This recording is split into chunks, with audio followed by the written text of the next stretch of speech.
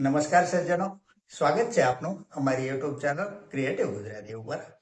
તો સજ્જનો, આજે તારીખ 30 જુલાઈ અને ગુરુવાર નિફ્ટી ઇન્ડેક્સ આજે 66 પોઈન્ટ વધીને 26,317 બંધ થયો છે. સૌથી વધારે વધવામાં નિફ્ટી ઓટો ઇન્ડેક્સ આજે 1.60% જેટલો પ્લસમાં રહ્યો છે. તો સૌથી વધારે ઘટવામાં નિફ્ટી રિયાલિટી ઇન્ડેક્સ 2.10% ડાઉન ગયો છે. આજે રિયાલિટી એટીએફમાં ખરીદીની સારી એવી તક હતી.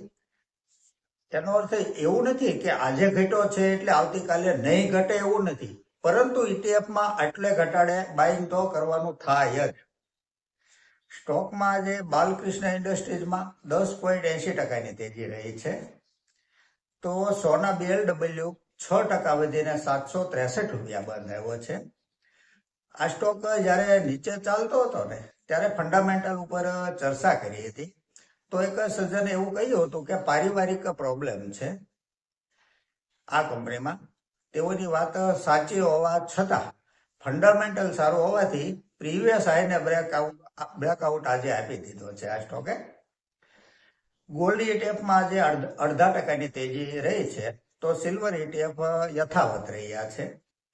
ક્રૂડ ઓઇલ બ્રેન્ટ ક્રૂડ $91 પ્રતિ બેરલ ટ્રેડ કરી રહ્યું છે. સજ્જનો, અહીંયા કંપની તથા ફંડામેન્ટલના વીતેલા ઇતિહાસની ચર્ચા માત્ર અભ્યાસના હેતુથી કરીએ છીએ. જેને ખરીદ વેચાણની ભલામણ નહીં સમજવા આપ સૌને એક વિનંતી કરું છું. આજની ચર્ચાની પહેલી કંપની છે VBL, વરુણ બેવરેજીસ લિમિટેડ. ઠંડા પીણા બનાવતી આ કંપનીએ જૂન 2026 ક્વાર્ટરનું રિઝલ્ટ રજૂ કરી દીધું છે. જેને આપણે આંકડામાં સમજીએ તો જે સેલ્સ જૂન 2025 ક્વાર્ટરમાં 7,017 કરોડ હતું તે ત્યાંથી વધીને 8,451 કરોડ થયું છે. નેટ પ્રોફિટ 1,325 કરોડથી વધી 1,525 કરોડ થયો છે. છેલ્લા 3 વર્ષનો કમ્પાઉન્ડિંગ પ્રોફિટ ગ્રોથ 21% છે. સેલ્સ ગ્રોથ CAGR 3 વર્ષનો 18% છે. સ્ટોક પ્રાઇસ CAGR 3 વર્ષનો 12% છે. રિટર્ન ઓન ઇક્વિટી 3 વર્ષ 21% છે. ઓપરેટિંગ પ્રોફિટ માર્જિન 23% છે. બેલેન્સ શીટ જોઈએ તો બોરોવિંગ 2,508 કરોડ છે. સામે રિઝર્વ કંપની પાસે 18,902 કરોડનું છે. માર્કેટ કેપ 1,52,651 કરોડની છે. સ્ટોક પ્રાઇસ 451 રૂપિયા છે. 52 વીક હાઈ 556 રૂપિયા સુધી ગયેલો છે. પી રેશિયો 45 છે. ROCE 19.70% છે. ROE 16.20% છે. ડિવિડન્ડ yield 0.36% છે. ફેસ વેલ્યુ 2 રૂપિયા છે. શેર હોલ્ડિંગ પેટર્ન જોઈએ તો પ્રમોટર હોલ્ડિંગ 59.43% છે. FIIનું હોલ્ડિંગ 19.03% છે. DII પાસે 15.16% હોલ્ડિંગ છે અને પબ્લિકનું હોલ્ડિંગ 6.33% છે. આ એક પ્રોફિટેબલ કંપની છે. ફંડામેન્ટલ સારું છે કંપનીનું. આગળની કંપની છે સિરમા SGS ટેકનોલોજી લિમિટેડ. ઇલેક્ટ્રોનિક્સ ઉપકરણ બનાવતી આ કંપનીનું ફંડામેન્ટલ જોઈએ તો જે છે જૂન 2025 ક્વાર્ટરમાં 944 કરોડ હતું તે વધીને 1,589 કરોડ થયું છે. નેટ પ્રોફિટ 50 કરોડથી વધી 106 કરોડ થયો છે. Year to year net profit જોઈએ તો 124 કરોડથી 186 કરોડ, ત્યાંથી 347 કરોડ થઈ અને 402 કરોડ થયો છે. પ્રોફિટનો ગ્રાફ સતત ઉપર જઈ રહ્યો છે. છેલ્લા 3 વર્ષનો કમ્પાઉન્ડિંગ પ્રોફિટ ગ્રોથ 39% છે.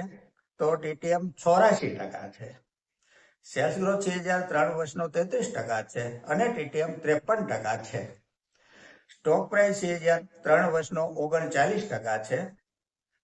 વીતેલા 1 વર્ષમાં શેર હોલ્ડરોને 76% રિટર્ન આપ્યું છે. માર્કેટ કેપ 26,568 કરોડની છે. સ્ટોક પ્રાઇસ 1,378 રૂપિયા છે અને 52 વીક હાઈ 1,518 રૂપિયાનો બનેલો છે. પી રેશિયો 71 છે.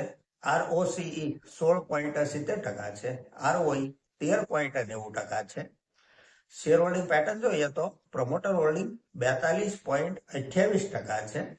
FIIનું હોલ્ડિંગ 7.51% છે.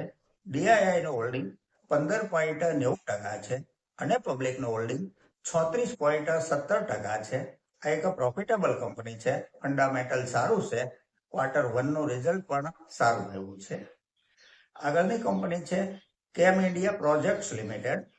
આ એક ઇન્ડસ્ટ્રીયલ સિવિલ કન્સ્ટ્રક્શનનો બિઝનેસ કરતી કંપની છે. જૂન 2024 ક્વાર્ટરનું રિઝલ્ટ જોઈએ તો જે સેલ્સ જૂન 2025 ક્વાર્ટરમાં 2,576 કરોડ હતું તે વધીને 2,721 કરોડ થયું છે.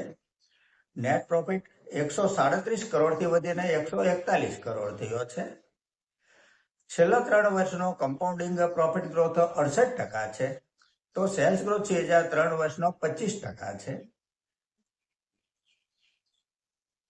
સ્ટોક પ્રાઇસ 3 વર્ષનો 93% છે. વીતેલા 1 વર્ષનું રિટર્ન શેરહોલ્ડરોને 71% આપ્યું છે.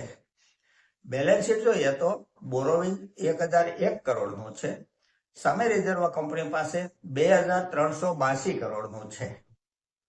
માર્કેટ કેપ 23,341 કરોડની છે. સ્ટોક પ્રાઇસ 1,359 રૂપિયા છે. 52 વીક હાઈ 1,650 રૂપિયાનો બનેલો છે. પી રેશિયો 38.80 છે. ROCE 32.80% છે. ROE 27.80% છે.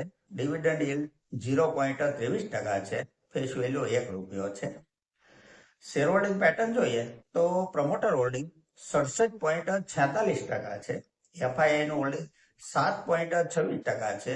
ડીઆઈઆઈનું હોલ્ડિંગ 2.86% છે અને પબ્લિકનું હોલ્ડિંગ 22.40% છે. આ એક પ્રોફિટેબલ કંપની છે.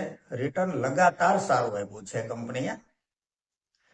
દોસ્તો, આગળ વાત કરીએ તો આજે એક જાણીતા ઓળખીતા પરિચિત સાથે સામાન્ય ચર્ચા થતી હતી.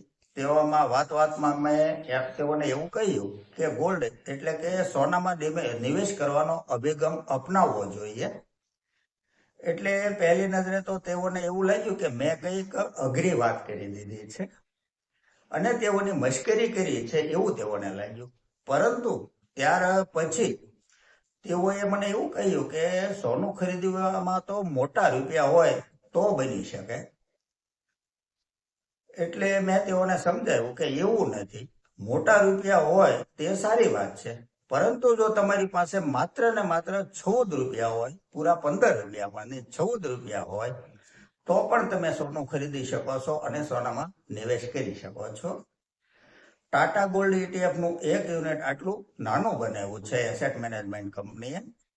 વળી પાછું તમારે ઘરેથી બહાર નીકળવાનું નથી, ગાડી લઈને રોડે ચડવાનું નથી, વેપારીને ત્યાં જવાનું પણ નથી.